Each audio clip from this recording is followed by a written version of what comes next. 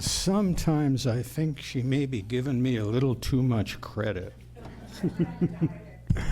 Well, you see, yeah, I've been doing at this a while, but I always have to remind myself and people who are so proud of how much we've learned, that remember that a diamond is nothing but a lump of coal that's stuck to the job.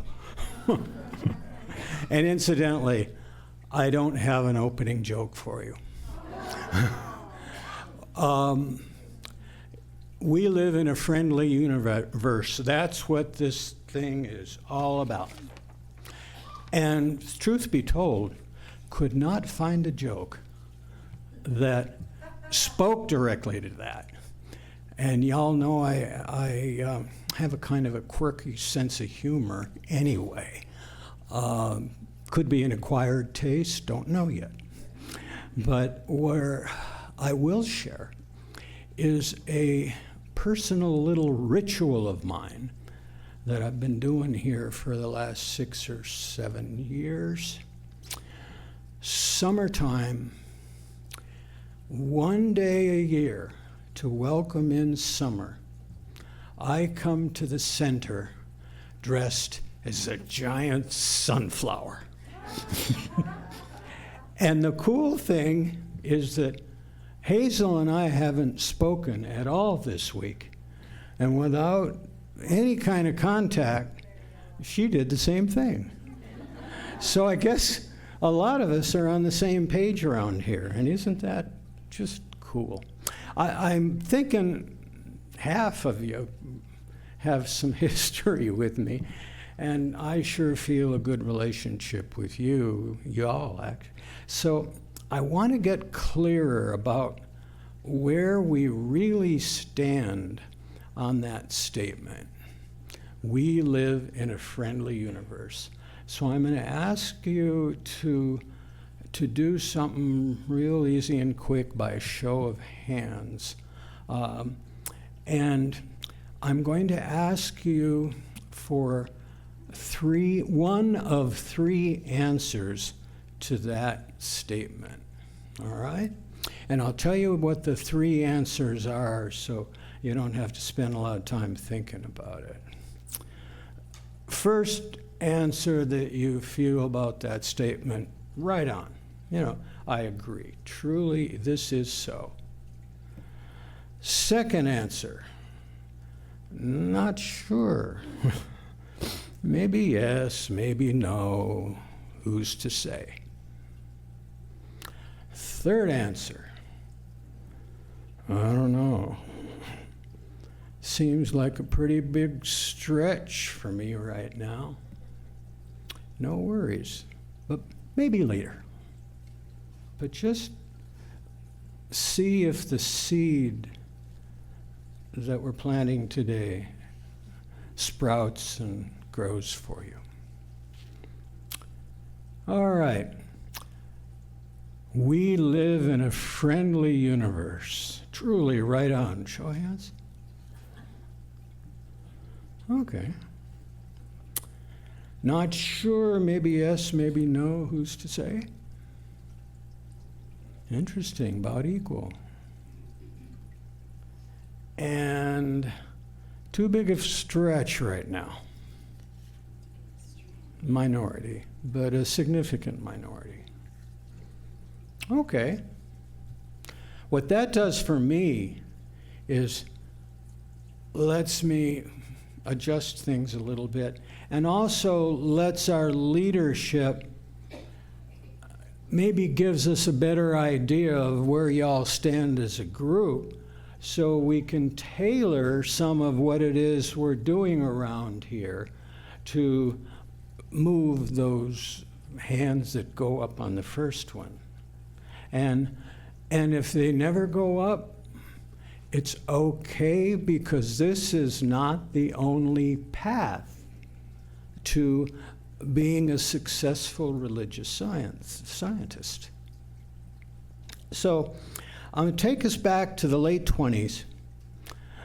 Ernest Holmes and others like him were starting to understand that every great advance in humankind appeared to have come from either religion, philosophy, or science. And they were pretty much mutually exclusive, right? And they all thought that, well, we got the answer, and those other two are, just let them have what they want. And, kind of jealous of their positions, too. Well, then, after the turn of the century, and you had, people like Emerson and Troward and Mary Baker Eddy and divine science and unity, they started to see some common threads that ran through all three. And Holmes said, well, instead of arguing about the differences, why don't we look to see where the commonality exists? And lo and behold, things started to move. And Holmes founded the Institute for Religious Science. He really didn't want a church. No, church too hard. And look at what's happened in the name of religion. Holy war. Can anybody in this room make any kind of sense out of that? So I can see where he thought. And he was persuaded that, you see, he'd started a monthly magazine to get the word out. And it was called the Science of Mind Institute for Religious Science. Volume 1, Issued 1, opened with 12 short statements of principle called What I Believe. About 10 years ago, our movement morphed what I believe into gender-neutral language. America just hadn't yet started to move toward any kind of gender equality, and it didn't for a lot of years. Too many years, if you ask anybody in this room. But we're getting there. And isn't that a good thing? So here's one of my favorites of his what we believe. And I've meant it to lead us toward that life in a friendly universe.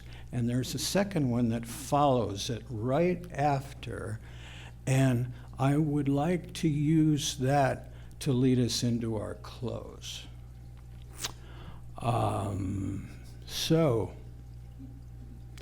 We believe in the individualization of the Spirit in us, and that all people are individualizations of the one Spirit. Now that's a kind of a mouthful from an earlier time. And I guess I'd like to modernize it a little bit, because it took me about 3 years to fully get what he was talking about. Holmes can be hard to read. Some people take to it like a duck to water, and others take longer. And one of his tricks is that when he's writing a word that is an aspect of God or Spirit or first cause or the force or whatever y'all want to call it, he capitalizes that word. And when he speaks of life in those times, life is capitalized. Spirit is capitalized. Love is capitalized. And I think what it's really saying is that we are humans having spiritual experiences. Even that's a little high. One thing I know, though, about my own self, I am a perfectly imperfect human. I am what I am, what I am. A perfectly imperfect human. But I and you and everybody who was destined to rise from 4 feet to 2 from the moment of conception, according to one belief, but certainly by the time we came down the chute and out of our moms and took our first breath, we had been engineered and delivered with a piece of God in us, or whatever you want to call it. It was in, what did that comedian say? It's in there, it's in there. Wait, you'll find it. Keep looking. And looking is, I think, a never-ending. As long as I'm here, I'm still looking, and I'm finding more. And I know you all are too. So, with that in mind, one of the paths I heard to living in a friendly universe came from my first minister, and this was in Burbank. Second minister, sorry, this was in Burbank. And it was 3 phrases. See the good, be the best, and treat life with love. Do all of that. Be all of that. Let that be the motivating thing. And the universe will get friendlier every time we take one of those practices. Let's start with seeing the good. Notice what's on the screen is different than what I said, and I'm going to get to that in a minute. But seeing the good, nothing, absolutely nothing happens in this universe by mistake. Even the tragedies and the screw-overs and the disappointments and the hurts and the stuff that really feels, it comes with a lesson. And if I'm willing to look for it, it will come with a gift. And I don't even want to waste your time on the obvious joke about that with the horse stall and the pony. But where I'm going is, let's take an example, and then we can move to the next one. The pandemic. That was a big deal. And in some ways, it's still a big deal. Some of us are still at the effect of it for one reason or another. But in looking for the good, and this is just for me, and if you want to think about it on your own after you leave here, or not, we learned how resilient we could be. How something that was awful and was taking people and creating so much tension and division, but we're still here. And as we came out of it, and one of the reasons we came out of it was that the scientists, the science group of the 3, got together and they came up with a vaccine in a little under 2 years. And in the entire history of vaccines and medicines, what was accomplished in those 2 years took 16 years before that. Now that speaks of some good. And it also speaks of a whole new opening of cure on the physical side. So you get my point? And because I want to stay on the clock, I'll drop the other example. So let's talk about be the best. Now, when I first heard this, oh yeah, I'd agree with anything the minister said. Yeah, I'm easy. So, but one thing about it just bothered me. Wait a minute. Be the best? All of us out here in the world trying to be the best? That's a tall order. Now, if you're an Olympic athlete, I get it. If, well, we'll just leave it at that example. You're liable to earn the title of GOAT, right? Greatest of all time.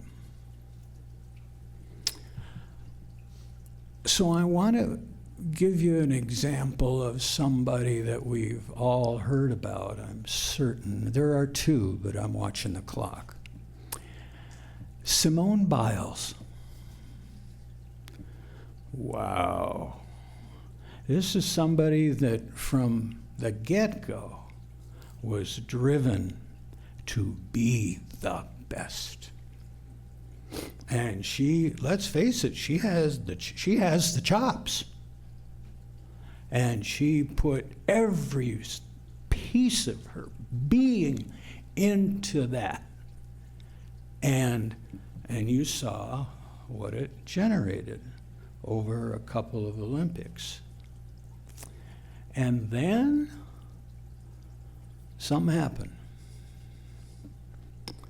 And she said, I got to step out. I got to step back. And she realized that looking at nothing but the goal of being the best took every single resource of her physical gifts and her mental and her emotional gifts and her ability to interact in love with other people just suffered. And it caught up. And now, after, what was it, about a year and a half, 2-year break, and she came back, and she's getting a little long in the tooth for this, when you're a gymnast. Didn't know that. But she's back, and man, she is better than ever because she's got it all working now. It's not about being the best. It's being my best right now in this moment. And when this moment is over, I go back and I also live the life that I was graced with. That's what I mean by being your best. I don't need to be the GOAT of practitioners. I just need to remain somebody that's committed to this stuff and learning. I've said for several years that God put me on this earth to accomplish a certain number of things. Right now I'm so far behind I will never die. Well, I gotta let that one go. Because I'm well into my 80s now. And I've walked a number of people through end stage. I started out my whole career as a practitioner doing that in West Hollywood, California, when it was inundated with AIDS. And so I know that drill. And I also know that when we didn't have to do it anymore, I was not ready or had the chops to go back to it. I was complete.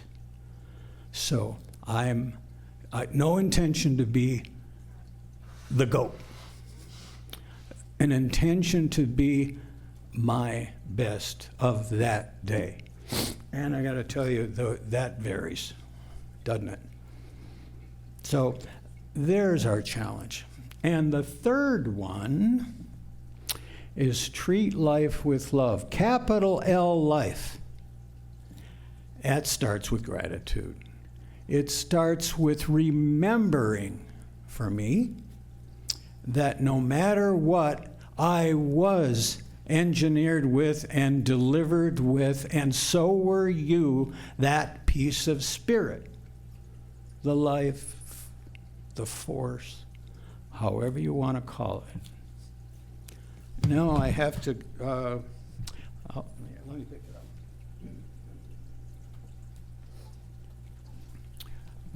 And I'm going to drop the other example.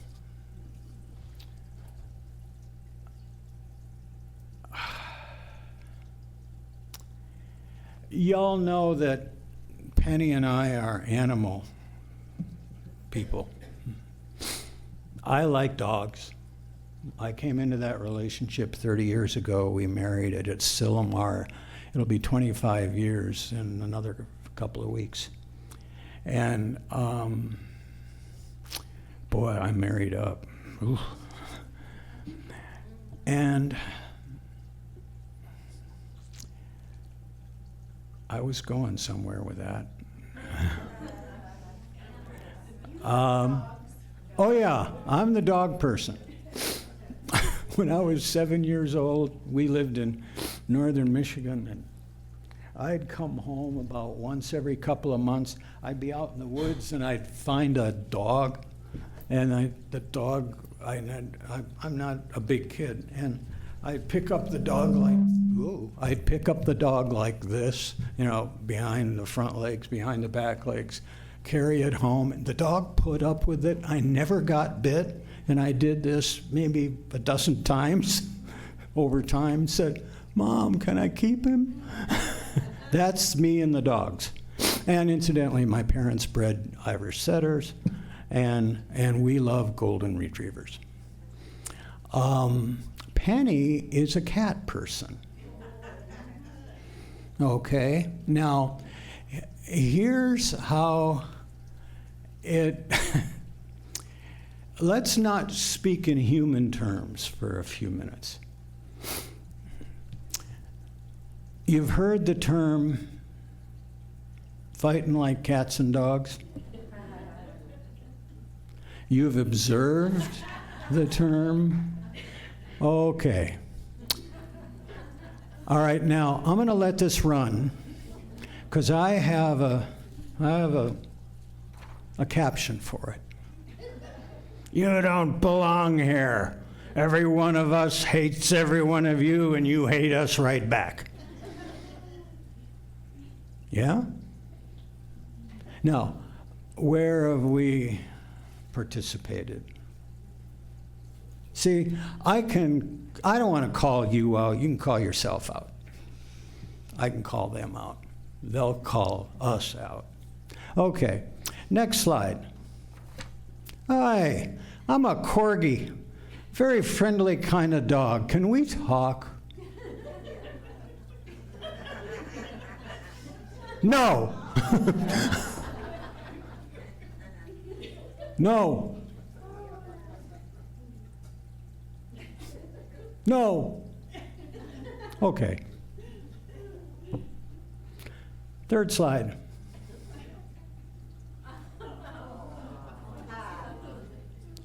Settle down, okay? It's nap time.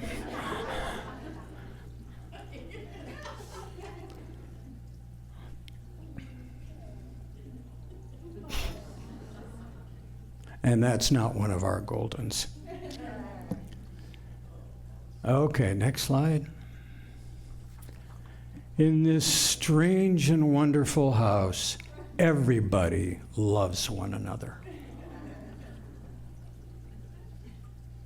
And I got to tell you, that is our house. And if you want to see our house, I brought in half a dozen pictures, and Sharon has them. And stop and see Sharon, and she'll show them to you. Those are our dogs and our cats. I have a ministry. It is doing the practitioner gig. Penny has a ministry. It is not adopting, but fostering newborn kittens with or without moms. She does this for the Humane Society. And she's been doing it for years and years and years. She's passed 250 adoptions about 3 months ago. And she isn't here today because she just got 5 bottle babies. They were 4 days old. And this is one of these every 3-hour deals, so no, she's not coming. Because that's her ministry. And in being around it and learning from it and watching how she just lights up when she does it, I'm turning into a cat person. See, we can be taught by these guys. Okay, the last slide. Now this is one of those thinking, you know, those two are thinking. The cat's thinking. My 2-legged dad is a massage therapist. I wonder if this is working for that guy. The dog's thinking, oh God, don't stop. And they are living in a friendly universe. So, we're leading, oh my goodness, we're still on time. Let's go to the other principle of Ernest, We believe in the eternality, the immortality, and the continuity of the individual soul forever and ever expanding. It's a little easier to follow. What it really means is that, one, nobody gets out alive from this experience. And the second part is that part of us that was planted with the divinity, that's like the seed of my soul, your soul, and it keeps growing, and we learn more and more as we find ways to connect with it.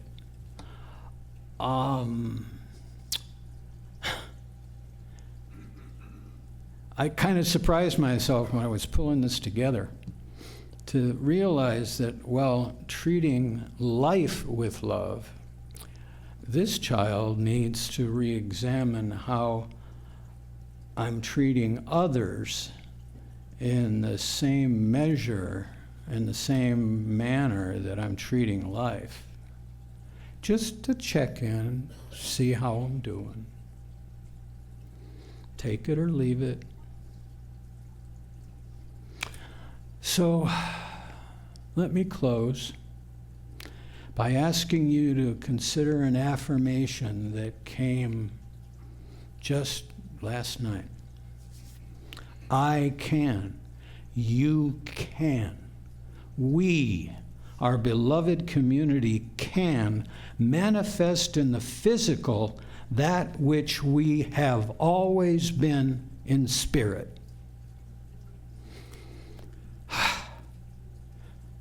Bless us one and all, and thank you for the privilege of your time.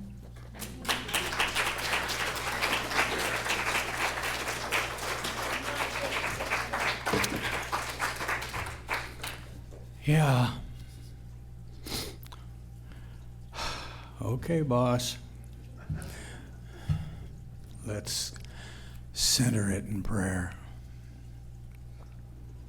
Remembering to remember, there's only one thing going on, and that is the life of us as perfectly and perfect humans, and you, by whatever name we call you or it or the universe or whatever, working in connection with each other. and me, the human doing, allowing us together, you and me, to live, move, and act motivated by the highest self, which is your part of me. That's not only the goal, but it's the work. And I gotta tell you, it's not work. Thank you. It's not the work that I first came to places like this thinking it was gonna be. It just unfolded, one after the other, because I stuck around and I met and exchanged love with so many people that were basically looking for the same end, and that is making better decisions and having fewer regrets. And I wish I had made that up. But today I remembered it, and that's the important thing. So let us just take this affirmation and this new commitment into our lives, if we so choose, take it out into the world, start connecting with each other like those pups and those kittens that were doing so well together when once they didn't. And be grateful and partner with others that are going to remind us when we forget, and know that our soul, our spirit, our piece of you shall always remain in this life and whatever is after. And isn't that just fine? And so it is.